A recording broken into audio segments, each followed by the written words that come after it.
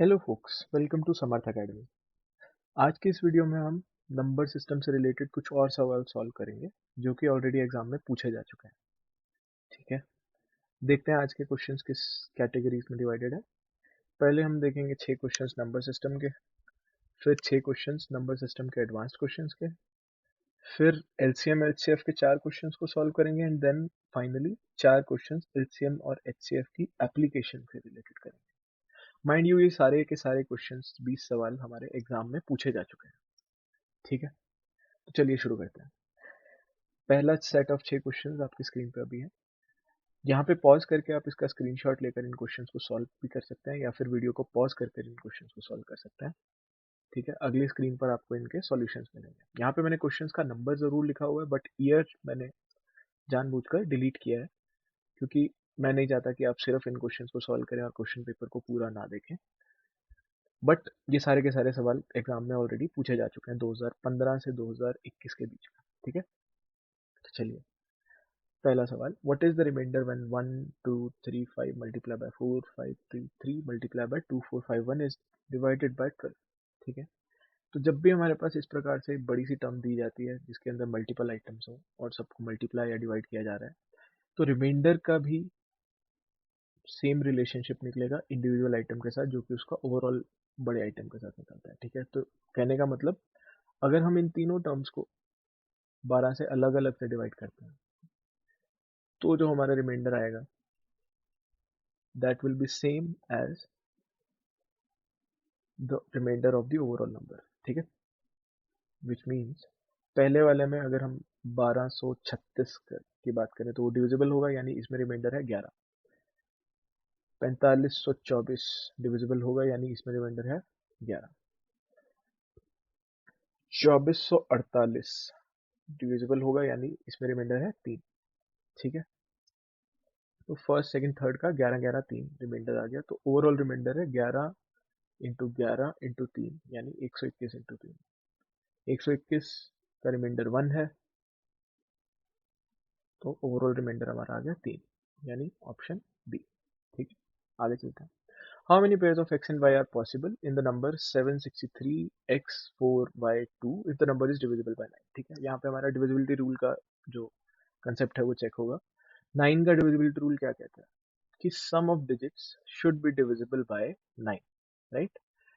तो यहाँ पर सम ऑफ डिजिट्स क्या बन रहा है, 76342 xy। ठीक है, तो ये कितना हो गया, 76342 22 plus x plus why should be divisible by 9, यानी 22 के बाद 9 के ऐसे कौन से डिविजिबल नंबर्स आते हैं जो कि एक्स और वाई मिलकर इसमें ऐड करके बना सकते हैं। एक्स मैक्सिमम 9 हो सकता है, वाई मैक्सिमम 9 हो सकता है, तो और मिनिमम ये दोनों 0 हो सकता है। ठीक है, तो 22 से 40 के बीच में 9 के दो नंबर आते हैं, यानी 27 और 36। तो पॉसिबल नंबर्स क्या क्या हो सकते हैं, 27 के लिए हम आ सकते हैं एक्स प्लस वाई 5 या फिर 14। 5 बनने के लिए एक्स और वाई के कितने कॉम्बिनेशन पॉसिबल है, 5 बनने के लिए एक्स के कितने नंबर पॉसिबल हैं, 50 41 32 23 14 एंड 05। ठीक है, तो हमारे 6 बन गए ये, और सिमिलरली 5 बने दूसरे। 14 को बनाने के लिए हमारे कितने पॉसिबल है नंबर, 14 बनाने के लिए हमारा या तो हो सकता है 7 प्लस 7, ठीक है 1, या फिर हमारा हो सकता है 8 प्लस 6, या फिर हमारा हो सकता है 6 प्लस 8, ये रिवर्सेबल है तो 2 हो गए, या फिर 9 प्लस 5 जो कि हो सकता है रिवर्सिबली 5 प्लस 9। तो ये टोटल 1 2 3 4 5 और यहाँ पर 6, 6 प्लस 5 11, ऑप्शन डी हमारा करेक्ट आंसर। आगे चलते हैं। Digit in the unit place of the product, बहुत बड़ा नंबर होगा ये, लेकिन बहुत ही सिंपल सवाल है बिकॉज इस नंबर में 90 आएगा। ठीक है, और अगर 90 ना भी आता तो हमारे पास यहाँ पे अगर ये नंबर मान लो 85 तक आके खत्म हो जाता, तब हमारा आंसर क्या होता? तब भी हमारा आंसर 0 होता। क्यों? क्योंकि इसके अंदर हमारे पास एक 2 का फैक्टर है, इनफैक्ट 2 के काफ़ी फैक्टर्स हैं, और एक 5 का मल्टीपल है। 2 और 5 मिलके 10 बनाते हैं, हमें पता है। तो जब भी हमारे पास इन नंबर्स का कुछ कॉम्बिनेशन बनेगा, प्रोडक्ट बनेगा, तो उसमें यूनिट प्लेस हमेशा 0 रहने वाला है। ओवरऑल नंबर बहुत बड़ा होगा, लेकिन यूनिट प्लेस हमेशा 0 रहने वाला है। तो हमारा फर्स्ट करेक्ट है। What is the maximum value of m if m number is divisible by 5 raised to power m? तुम्हारे पास 5 की कितनी पावर है, सिंपली ये पूछा गया है। इसके अंदर एक है, इसके अंदर एक है, इसके अंदर भी एक है, इसमें भी एक है, इसमें 0 है, और इसमें 25 इंटू 3 यानी 5 का स्क्वायर, तो 2 है। तो टोटल हमारे पास कितने आ गए? 2 प्लस 1 प्लस 1 प्लस 1 प्लस 1 यानी 6। आगे चलते हैं।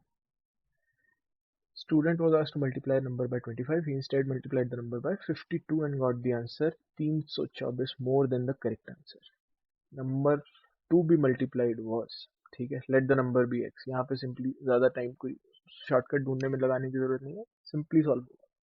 let the number be x, difference between two products is 324 यानी 52 इंटू एक्स, जो कि उसने गलती से मल्टीप्लाई कर दिया था, माइनस एक्चुअली जो मल्टीप्लाई करना था 25 into x is equal to 324, यानी 27 x is equal to 324, x is equal to 324 बटा 27 विच इज इक्वल टू 12। ठीक है, यहाँ शॉर्टकट की जरूरत नहीं है, 30 सेकंड में वैसे भी सॉल्व हो गया। चलते हैं आगे। Digit in the unit place of resulting number of expression 234 to the power 100 plus 234 to the power 101 is, ठीक है, तो यहाँ पर हमारे पास 234 की पावर 100 और 101 के बारे में पूछा गया, तो इसको हम, और ये याद रखने वाली चीज़ है, बिकॉज मैं इसीलिए कहता हूँ कि नंबर सिस्टम में हमारा, इनफैक्ट मैथ्स में ओवरऑल भी हमारा जो सबसे बड़ा साथी रहने वाला है प्रिपरेशन में, वो है प्रैक्टिस। तो जितने टाइप के हम अलग अलग क्वेश्चन सॉल्व करेंगे, उतना हमारे को बेनिफिट रहेगा। इस टाइप का क्वेश्चन अगर आप पहली बार देखोगे, तो हो सकता है आप इस पाथ पे आ जाएं, हो सकता है आपको इस पाथ पे आने के लिए थोड़ा टाइम लगे, बट अगर आपने ये क्वेश्चन पहले किया हुआ, तो आप जल्दी इस पाथ पर पहुंच के सॉल्व कर पाएंगे। ठीक है, तो ये आ रहा है 234 प्लस 234 इंटू 234, यानी एक का फैक्टर हमने यहाँ पे अलग कर दिया, ताकि दोनों में से 234 टू द पावर 100 कॉमन लिया जा सके। ठीक है, तो हमारा आंसर आ गया 234 to the power 100 multiplied by 235। ये हमारा ओवरऑल एक्सप्रेशन बन गया। ठीक है, यूनिट प्लेस डिजिट इसमें, अभी मैंने पिछले क्वेश्चन में भी आपको बताया था कि 5 और 2 मिलकर 10 बनाते हैं, इतना हमें पता है, राइट। तो यूनिट प्लेस डिजिट अगर हमारे पास 5 और 2 का प्रोडक्ट हमें एक्सप्रेशन में मिल रहा है, ये 234 इवन है और ये 5 का एक प्रोडक्ट है, 5 का मल्टीपल है, तो ओवरऑल हमारे पास यूनिट प्रोडक्ट प्लेस पे 0 आने की गारंटी मिल गई है, यानी D is the correct option. ठीक है, अगला सेट ऑफ 6 क्वेश्चन यहाँ पे पॉज करें या स्क्रीनशॉट लेके इनको सॉल्व करें। ठीक है, अगेन क्वेश्चन नंबर दिया गया, but year has intentionally been removed. ठीक है, तो चलिए देखते हैं। x plus y be positive integer such that x is greater than y, ठीक है, and the expression 3x plus 2y plus 2y and 2x plus 3y, two separate expressions, are divided by 5, leave remainder 2 and 3. What is the remainder when x minus y is divided by 5? ठीक है, x minus 5 की divisibility check, x minus y की divisibility check करनी है 5 से। अगर मैं इन दोनों एक्सप्रेशंस को सब्ट्रैक्ट करता हूँ, तो मेरे पास x माइनस वाई आ जाएगा। ठीक है, तो पहले एक्सप्रेशन लिख लेते हैं, क्या है, 3x plus 2y when divided by 5 gives a remainder of 2, 2 plus 5m, let it be m। ठीक है, कोई सा भी नंबर हो सकता है। Similarly 2x plus 3y is equal to 3 plus 5n, equation 1, equation 2।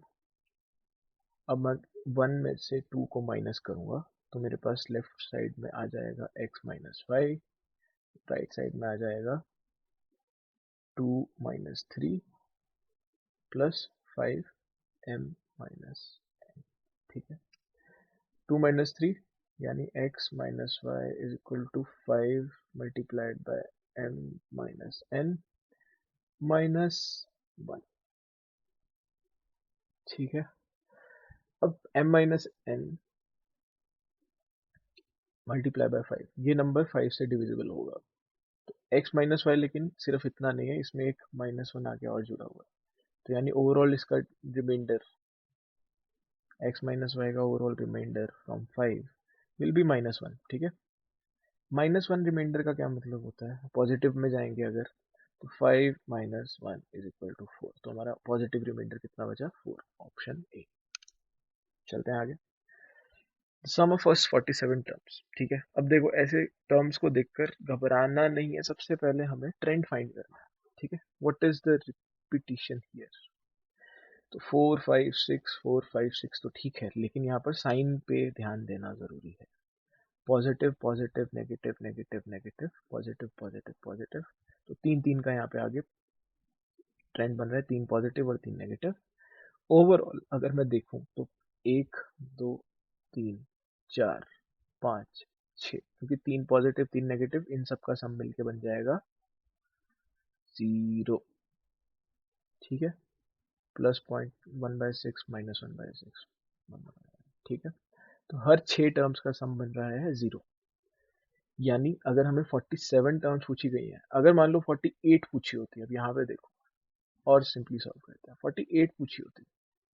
ठीक है, यहाँ पे मैंने नीचे उसी बेसिस पे सॉल्व किया कि 5 टर्म्स का अगर हम सम निकालेंगे उसमें भी हमें टाइम स्पेंड करने की जरूरत नहीं है। अगर हमें 48 पूछी गई होती तो हमारे पास क्या आंसर होता, 0। लेकिन 47 पूछी है, तो लास्ट टर्म उस 48 टर्म का होगा 1/6।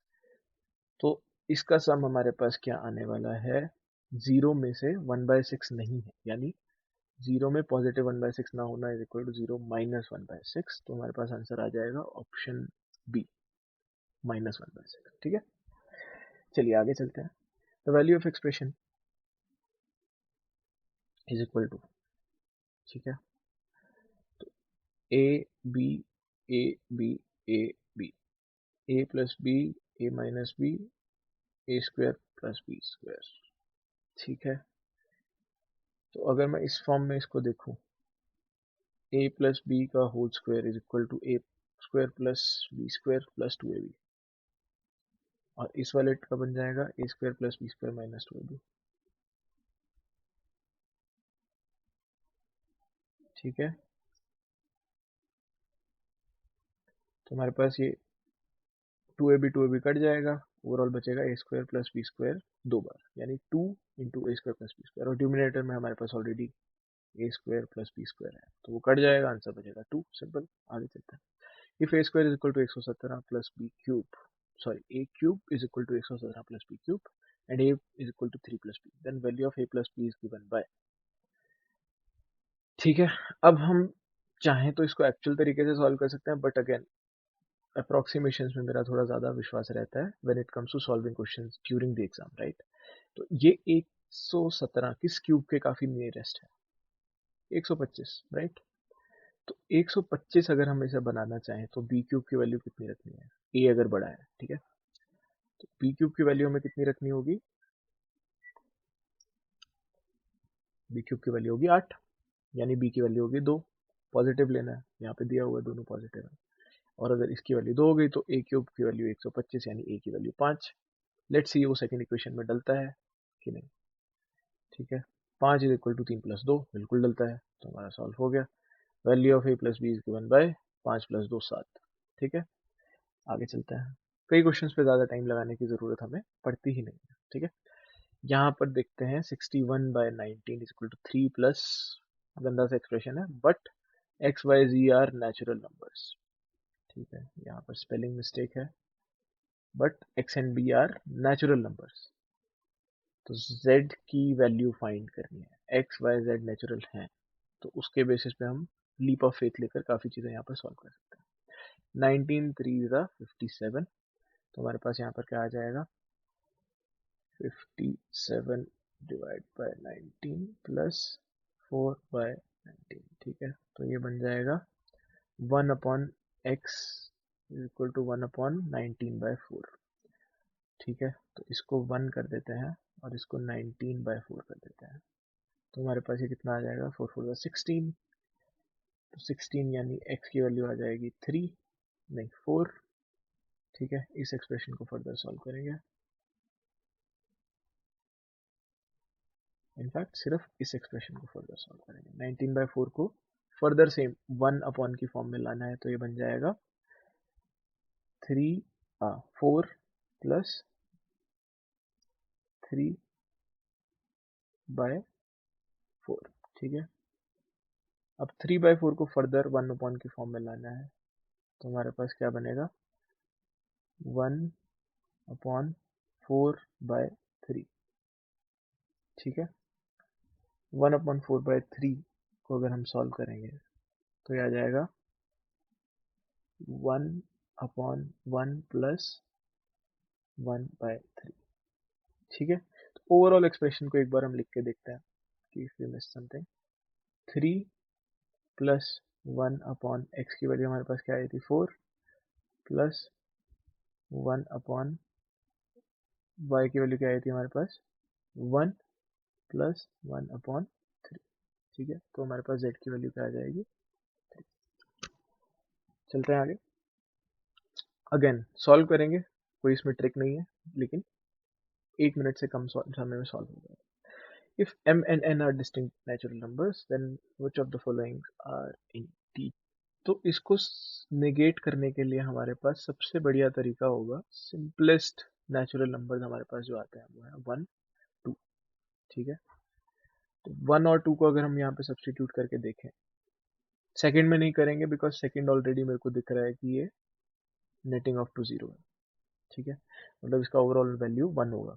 अभी सॉल्व करते हैं, तो m n ब्रैकेट में एलसीएम ले लेंगे, m n m square plus m square multiplied by 1 upon n square plus n square. ठीक है, तो ये आपस में कट, ये आपस में कट, वैल्यू हो गई 1।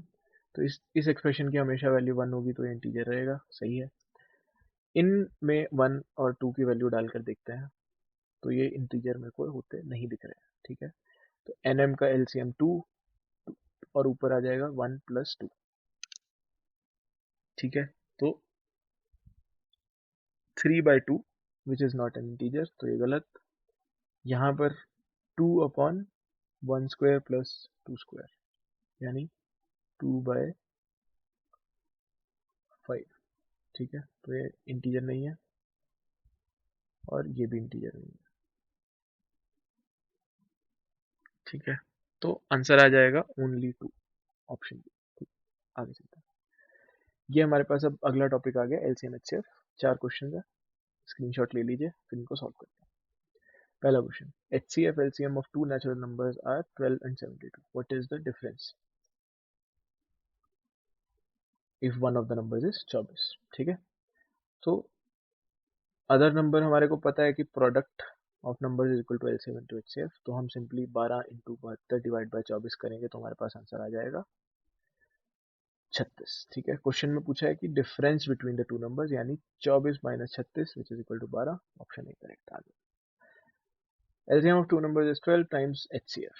ठीक है, HCF को मान ले अगर x, तो LCM हो गया 12x। ठीक है, according to question sum of these is 403 and one of the numbers is 93। ठीक है, तो according to question x is divisible, x is equal to 31, x का हमारे पास वैल्यू आ गई, एक नंबर हमारे पास दिया हुआ है 93, तो फर्स्ट नंबर जो है वो है HCF into 3 which is equal to 91। ठीक है, which means सेकेंड नंबर हमारे पास कितना आ जाएगा, product of HCF and LCM यानी 31 इंटू 372 डिवाइड बाय 93। ठीक है, तो इसको 31 के फॉर्म में लाकर सिंपली सॉल्व करते हैं, 31 इंटू 4 हमारे पास दूसरा नंबर बन जाएगा जो कि है 124। ठीक है, चलते हैं आगे।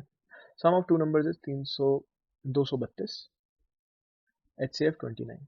What is the number of such pair satisfying the above conditions? तो चलिए देखते हैं, सम ऑफ नंबर्स हमारे पास 232 दिया गया है और HCF है 29। तो ऑब्वियसली हम इसको मल्टीप्लिसिटी चेक करेंगे, HCF से कितना बन रहा है, 8 टाइम्स बन रहा है। ठीक है, मल्टीप्लाई क्यों होगा, बिकॉज दोनों नंबर्स HCF से डिविजिबल होंगे। ठीक है, कंसेप्चुअली आई एम होपिंग कि हम सब क्लियर है। अगर नहीं है तो HCF से रिलेटेड एक वीडियो हम मैं डालेंगे, उसको जरूर देखिएगा। ठीक है, तो 8 टाइम्स है, यानी 8 multiplied by HCF is equal to the overall number. तो हमारे पास 8 के कितने ऐसे यूनिक कॉम्बिनेशन पेयर्स बन सकते हैं जो कि हम 29 से मल्टीप्लाई करके अलग अलग दो नंबर A और B बना सके, दैट इज द क्वेश्चन। ठीक है, तो पेयर्स पूछा गया है तो इसलिए उनके कॉम्बिनेशन A में फर्क नहीं किया जाएगा। ठीक है, देयरफॉर हमारे पास कितना ऐसा नंबर आता है, 7 और 1 एक हो गया, एंड देन 3 और 5 दूसरा हो गया। ठीक है, यहाँ पे 6 2 नहीं ले सकते बिकॉज 6 और 2 में ऑलरेडी एक और फैक्टर बन जाता है 2 HCF, वो नहीं ले सकते। या फिर 4 और 4 नहीं ले सकते बिकॉज वो यूनिक नहीं है, उनके अंदर ऑलरेडी 4 और 4 का कॉमन फैक्टर आ गया, यानी हमें सिर्फ यूनिक नंबर के पेयर्स चाहिए। ठीक है, नेचुरल प्राइम नंबर पेयर्स। तो हमारे पास 7 1 और 3 5 का बन गया, यानी ऑप्शन 2 इज करेक्ट। ठीक है, अगेन यहाँ पे पेयर्स पूछा गया है, अगर कॉम्बिनेशन पूछा गया होता तो इसका आंसर 4 होता। ठीक है, आगे चलते हैं। Natural numbers ABC, which of the following are correct. ये चारों की चारों नेचुरल नंबर्स की प्रॉपर्टीज होती है। LCM AB AC is equal to A multiply by LCM BC, HCF of ABAC is equal to A multiplied by HCF of BC. HCF of A or B is always less than LCM of A, and HCF divides LCM because LCM will be a bigger number which is always a multiple of HCF. ठीक है, चलते हैं आगे। तो इसका option हमारे पास आ जाएगा all of the above option D. आगे चलते हैं, इन चार क्वेश्चंस का आप फाइनली स्क्रीनशॉट ले लीजिए, ये हमारे एप्लीकेशन क्वेश्चन है LCM HCF। ठीक है, पहला question, planets revolve around sun once in 200, 250 and 300 days। ठीक है, यहाँ पे हमारे को एक फ्रीक्वेंसी दे दी गई है तीन अलग अलग प्लैनेट्स की।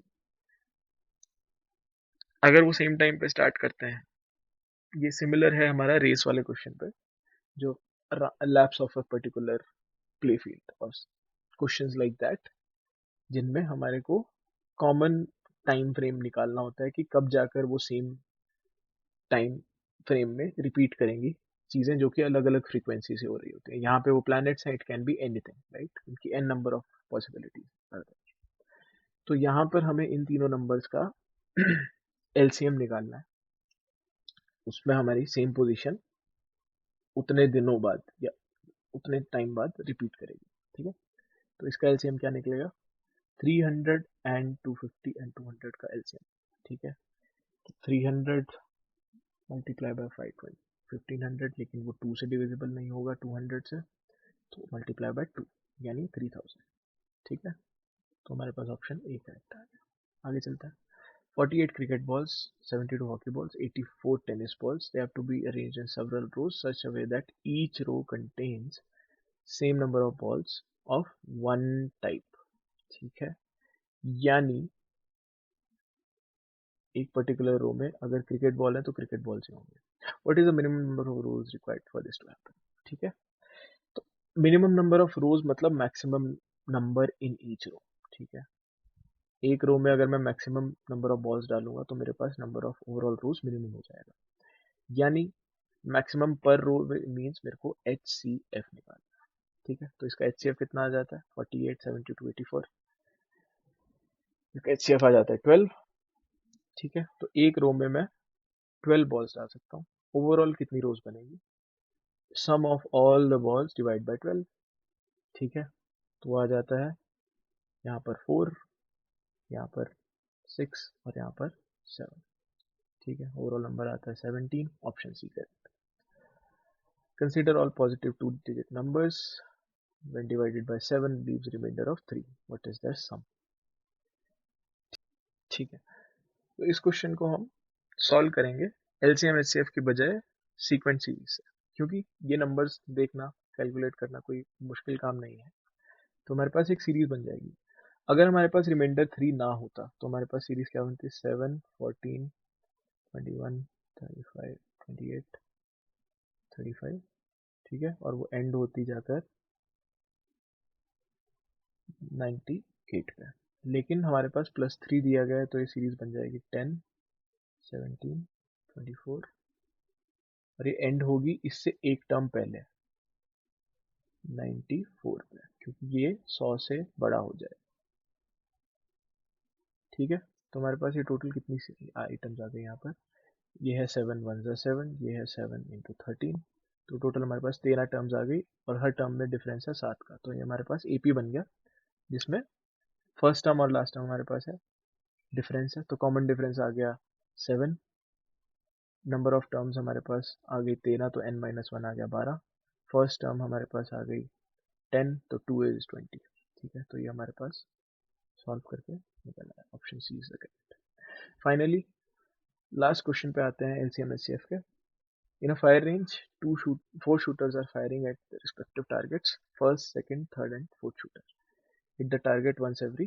ठीक है, तो ये जो हमने पहला एप्लीकेशन क्वेश्चन यहाँ पर किया था उससे सिमिलर है। फ्रीक्वेंसी दी गई है, all of them hit their target at 9 AM। अगली बार वो टारगेट कब हिट करेंगे दोबारा? तो हम इसका अगर इन टाइम फ्रेम्स का, फ्रीक्वेंसीज का अगर एलसीएम निकालते हैं तो हमारे को पता लगता है कि अगली बार ऐसा इंटरवल आएगा 8 into 7 into 5 into 3, which is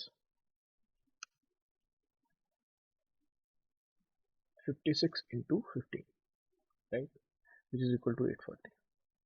ठीक है, तो 840 सेकेंड्स यानी 14 मिनट्स। तो 9 बजे अगर पहली बार वो लोगों ने सेम टाइम पे टारगेट हिट किया, तो अगली बार वो टारगेट हिट करेंगे ऑप्शन सी, 9 पे। ठीक है, चलिए दोस्तों, आज की वीडियो में इतना ही। I hope you have learn something valuable out of this and it helps you in preparing for your exam. Have a good rest of the day. Bye bye.